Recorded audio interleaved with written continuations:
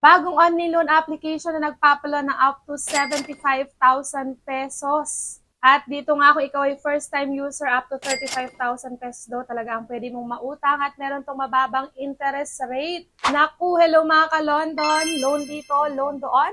Panibagong araw, panibagong online loan application na naman nga ang ating pag-uusapan at re-reviewin. Tara samahan nyo kung alamin kung ito na ba ang magiging solusyon sa pera, problema natin. At kung bago ka nga lang sa channel na ito, ay huwag mong kalimutang mag-subscribe at i-click ang notification bell para lagi kang updated sa mga susunod pa nating mga videos. Ikaw nga din ba ay certified utangera kagaya ko?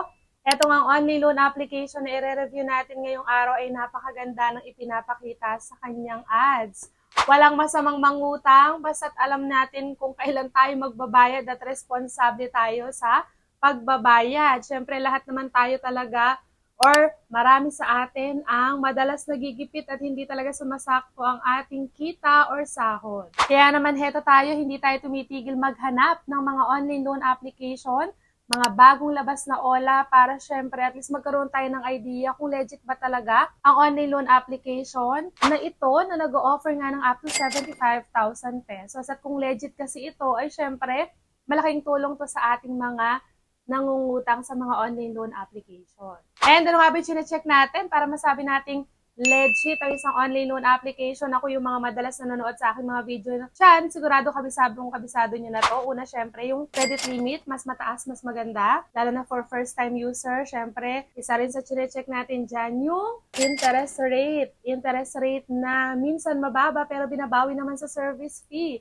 At syempre yung mahabang loan term, yung OLA na may mahabang loan term kasi nga, kaya tayo nangungutang, syempre wala tayong agad-agad na maibabayad dyan. And kapag ka-check yung tatlo na yan, ay nasa tamang OLA ka na. Kaya naman, kung ikaw nga ay madalas ma-reject sa mga online loan application, at lagi na lang hindi na-approve, naku dito sa ating pa-GCash giveaway, baka ikaw na ang susunod na maswerteng mapili.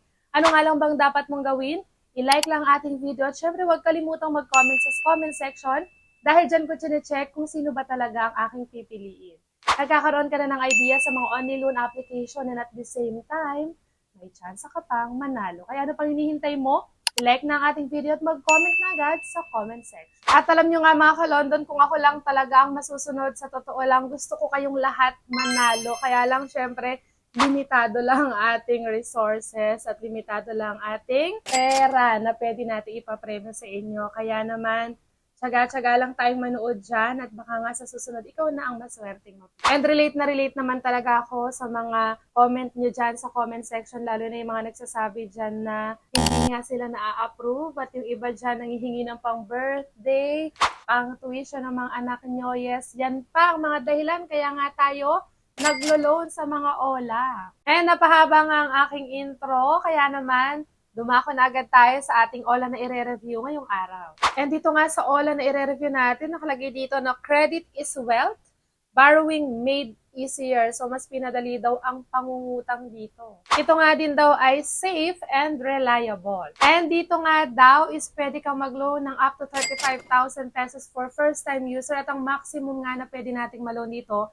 is up to 75,000 pesos. Ito nga ang online loan application na ito ay walang iba kundi si Sam Peso Loan App. Ito ay under ng Ioncom Technologies Corporation at kasalukuyan ngayong may napakataas na ratings na 4.8. Dito nga ay pwede kang mag-loan basta ikaw ay 18 years old and above at isang Filipino citizen. Isang valid ID lang ang kailangan para tayo ay makapag-apply. At kung itatanong nga po pala kung saan available at pwedeng ma-download itong si Sampe, so ito ay available lamang po sa App Store. Meaning hindi po siya pwedeng ma-download ng mga Android user. And nakalagay nga rin dito, sabi niya, need cash fast? Credit loans have you covered. Let your credit create value for you. And credit loans, borrow and repay at your convenience. And pagka-install ko nga is ito yung agad na lumabas. Future starts now. At ikiklik lang natin dyan yung next. At next nga ito na, turn credit into cash. At yan nga ang kailangan na kailangan natin ngayon, yung cash na yan. Fill your gap in seconds at nakalagay dito na 100% online, Up to 75,000 pesos nga daw ang limit, funds in 24 hours. And after ko nga i-click yung next dyan, nagulat ako dahil meron nang lumabas dito na ibang pangalan ng online loan application at ito ay si Growth Cash. At dito nga, may nakalagay na up to 180,000 pesos. And isa lang malinaw dito na si Sam Peso ay nagpalit lang din ng pangalan. So, dating siyang si Growth Cash. At dito nga, doon sa 180,000 pesos, meron daw tayong 0.06% per day na daily interest at 180 days na loan term. And dito nga, para tayo makapag-register, makapag-login, so kailangan natin maglagay ng ating active phone number para syempre makapag-send sila sa atin ng verification code.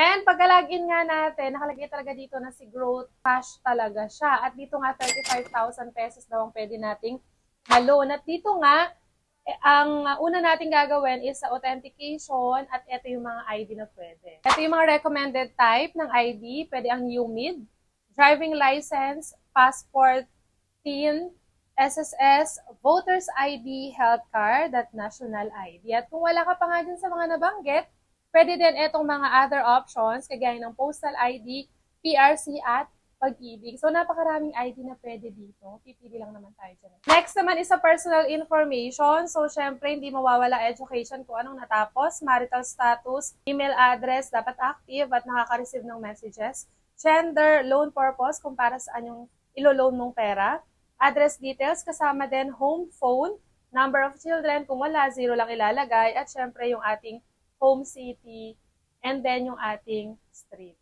Ayan, sa emergency contact naman, kailangan lang natin makapagbigay ng 3. Pero syempre, madalas nga dito nagkakaproblema yung mga naglo-loan at dito yung natatawagan lahat ng mga contact sa phone book kahit ang ibinigay lang naman natin ay 3 kasi nga nag-agree tayo dun sa kanilang need access, sa ganyan. So, syempre, hindi naman tayo makakapagpatuloy sa next step kung hindi tayo mag-agree. Kaya sa mga maglo-loan dyan, lalo na kung newbie kayo or baguhan kayo sa mga online loan application, doble ingat tayo at baka magulat na lang tayo na pagdating ng due date, lalo na pag hindi tayo makabayad, is tatawagan lahat ng nasa phone book ng iyong cellphone. And sa payment account information, wala namang bago dyan kasi pwede naman through bank or e-wallet. At sa e-wallet, ito yung mga pwede: GCash, Paymaya, Coins, GrabPay, Shopee, at OmniPay. And after nga ng ating application, pag na-provide na natin lahat at natapos na nating application, syempre dito na agad tayo sa pinaka-exciting part ng ating review kung saan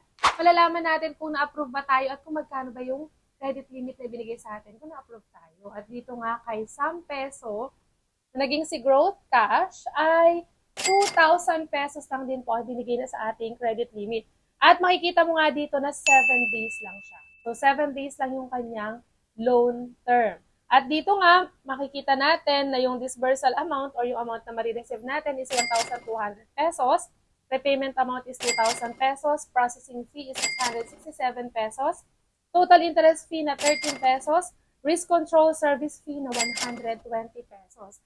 Meaning, yung total ng lahat ng yun na mababawas sa 800 pesos. So, itong online loan application na nagpalit lang na pangalan na ito, ay hindi rin naiiba sa ibang online loan application na na-review na natin. Minsan nakakalungkot talaga kasi halos pare-pareho yung mga lumalabas na amount ng mga OLA na nire-review natin. At mas mainam nga talaga na nanonood ka muna ng ganitong klase ng review para at least kung may makita kang bago sa mga online na napapanood natin at nakikita natin, mga lumalabas na ads sa mga review natin, is wag muna tayo agad-agad talaga magda-download. Dahil minsan, same lang din naman at ang ending ay nare-reject ka kasi nga naman, na-try mo na pala yung online loan application na ito at nagpalit lang talaga siya ng pangalan. At yan nga ang kabuang loan details netong si Sam Peso na kanalaunan ay nakita nga natin si Growth Cash din. At kung interesado ka pa rin mag-try, nasa sayo ng desisyon dahil ang purpose lang ng ating review ay bigyan kayo ng idea kung magkano yung pinapaloan, magkano mababawas at syempre yung kanyang loan term. At kung gusto mo ngang manalo sa ating pag-ticket giveaway, i-like lang ating video at mag-comment sa comment section para sa chance ang manalo. At dito na lang muna natatapos ang ating review ngayong araw. Hanggang sa muli mga ka-London! Bye-bye!